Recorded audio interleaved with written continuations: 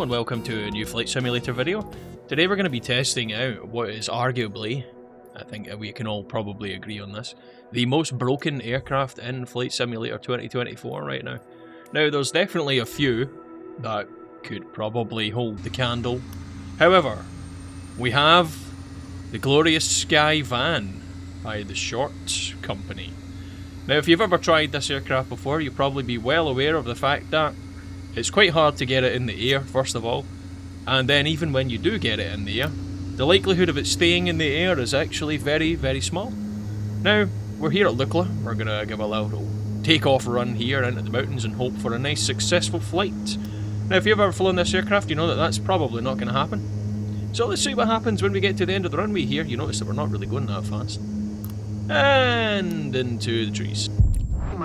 Okay, so we have respawned back at the top of the ramp, and we're going to take a longer run up this time. Now let's see what happens. I don't think you're going to be as confident as I was in the second run here, and it's not going to go well. Or is it? Well, we're in the air, we're not dead, we haven't crashed into trees and houses and ruined people's livelihoods like we did on the last run. And we're actually doing kind of okay. You know, for the most broken aircraft, you know, it seems to be doing alright, realistically. Now if you look on the panel, you see that we've got the generators are not working properly, the fuel is not working properly. There's a few quirks about this aircraft, although it does look very cool. I'd really like it to work. And I think if it did, it would probably be an aircraft that would fly quite often. So we're just having a little look around the mountains here just to see if maybe we can spot some landing spots. Now one of the other quirks of this aircraft is not only does sometimes the engines not work when you're taking off, but if you do, by chance, happen to get in the air, you'll notice that most of the time, not only just one of the engines will stop working properly, I think both of them start to work improperly. So that's pretty fun. And it makes it for quite an interesting aircraft to fly. Now, what we're doing here is we're looking at this little bit in the valley. It looks pretty nice. I think we could probably touch down there if we are lucky. Now, that obviously depends on a few factors. One being, will the engine continue to run? Will the engine continue to run sufficiently? Am I capable of landing the aircraft? And will we survive? I think we could probably answer all four of those questions with no. The likelihood is that that's not the case.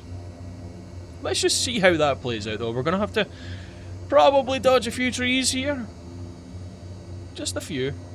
Now it's actually looking quite decent. And then all of our power's gone and we just sink. Well, we landed and we died.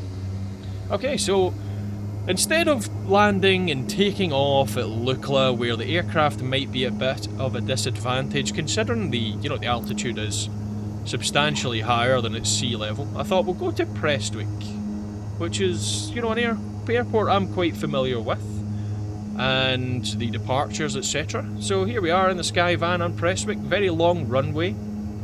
Interesting fact about Prestwick, I think it was also an alternative for the space shuttle if it ever ran out of fuel and couldn't quite make it to orbit. So in a similar vein as the Sky Van is kind of broken and limited in its capability, well, maybe when that runs out of energy and power, we can land back at Prestwick and we know that the runway will be sufficient enough for us to be able to stop.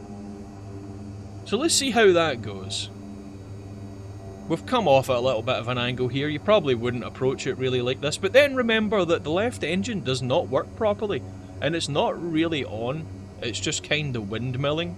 You can see that there's no fuel flow towards it if you look at the gauges on the right hand side. The left hand one, there you can see there's basically zero, no fuel flow through the engine. It's just windmilling, just causing drag, and that's why you can see the aircraft is kind of turning and pitching weirdly. Also, the flight control's not particularly great, but I think we could possibly chalk that up to the fact that the engine doesn't work.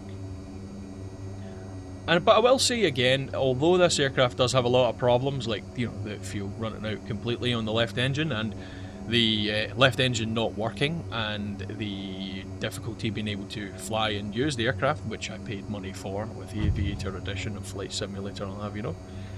It actually doesn't fly too bad when it's working. Now here's your classic problem, you know, the left engine's not on, and as the left engine is not on, you can't use it. So the problem is when you do eventually stop moving, you can't ever restart the engine, it just stays off. It will be on when you first spawn into the aircraft, but if you shut the aircraft down to try and restart it, or if, you know, for example, you taxi out and maybe the RPM lowers enough, it'll be completely dead, and that's that. You'll never be able to fly it again. Unless maybe you add some fuel. This adds a cheat possibly, I'm not sure. So, we went to the Northern Islands of Scotland in the rain, just to further test the capabilities of the aircraft. As if the massively long runway at Prestwick wasn't difficult enough for the Skyvan, we decided to test the stall capabilities of the aircraft. Now, I don't know if the aircraft has possibly misinterpreted the word stall, as in STOL, short takeoff and landing, and has supplemented that for stall, STALL, which it is rather good at, admittedly. Again, we can see that the generators are off and that the oil pressure is low and there's no fuel flow to the left engine. However, we have made it into the air, so it can't be that bad really, right? Well, it can, and arguably is. I really do also appreciate the attention to detail in the 1 FPS cockpit instruments. I think they really add an extra layer of pizzazz that the Skyvan really has over other aircraft in its category. So I must admit, I'm very impressed on that. And the fact that, Flight Simulator 2024 released in, November of 2024? And it's now May. It's still broken, and I don't think there's really been any change. I tested this aircraft a long time ago, and it's just as broken now as it was then. I haven't really noticed any changes. However, we did crash, we stalled, you know, the left engine took a dip into the sea, we went for a swim, and we recovered. So now we're back in the air, and we are going to try and land at Westray. We took off from Papa Westray, very short runway. So here we're going to do a little touch and go at Westray, and then we're going to see if we can test a few other things. Now, not admittedly my finest landing, however, I don't know if I can be fully blamed for that. You know, when the engine starts to cut out on your descent and you have no power to play with, you kind of just make do. But then, where you can use the Control-E shortcut, get the engines running, we're good. So as a demonstration to its brokenness, I thought what we'll try and do is we will spawn in cold and dark, give it a fair test and see if maybe starting it up this way fixes the problems and the aircraft works again. So let's see how that works. Now, I'll let you can pause the video and, down below in the comments if you wish, you can leave a comment with your prediction for how you think this is going to go. Now, I also have made it a little bit more challenging here by, reverse thrusting and powering back as it's called. And we're going to take off using only half of the runway. Now, given that it is a short takeoff and landing aircraft, maybe you would like to think that it's possible an aircraft of this type of capability could manage that. Another problem we see is that the beta port and startboard is lit up, so it's as if it's still in the beta range for the reverse thrust we're using. Should that be on there? Probably not. Is that going to affect flight performance? Possibly.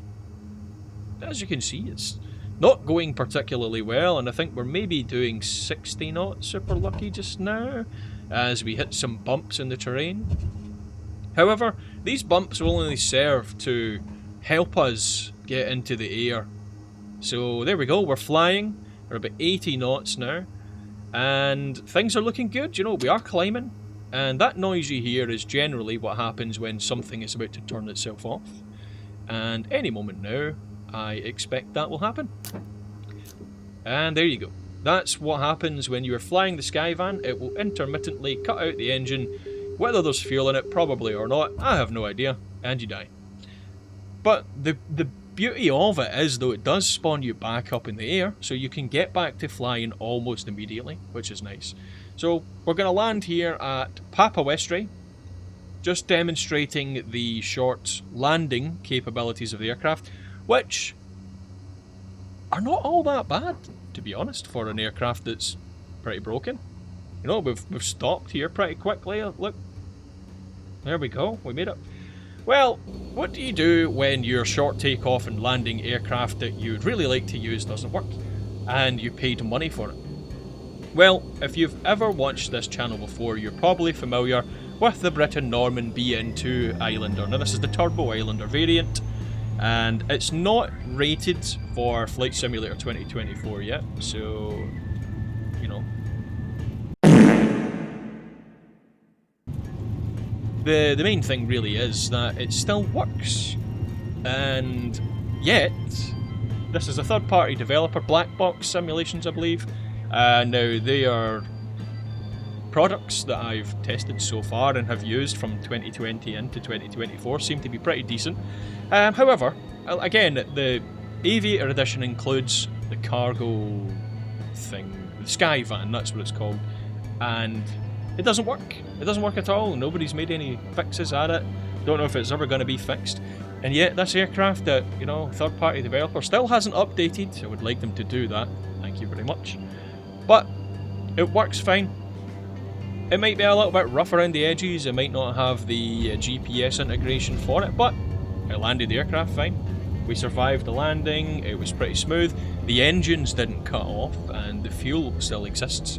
So it's a bonus. So I wouldn't recommend trying the Skyvan. However, what I would recommend you try is Black Box Simulations BN2 Islander and the BN2T Islander. Maybe not the Trilander. The Trilander never worked properly for me, but that might have just been a me problem. But I would recommend the BN2. I have had a lot of fun using it. I've done a lot of videos with it, and probably will continue to do so. So I hope you've enjoyed watching this video today, and I hope you agree that the Skyvan needs a lot of work. Now, maybe that'll happen in the near future, maybe it won't. That's really not for us to know, is it really? But here's hoping. So again, thank you very much for watching today's video. I hope you've enjoyed it. If you did, leave a like and subscribe down below, and maybe even leave us a little comment. Have a great day, see you next time, and bye.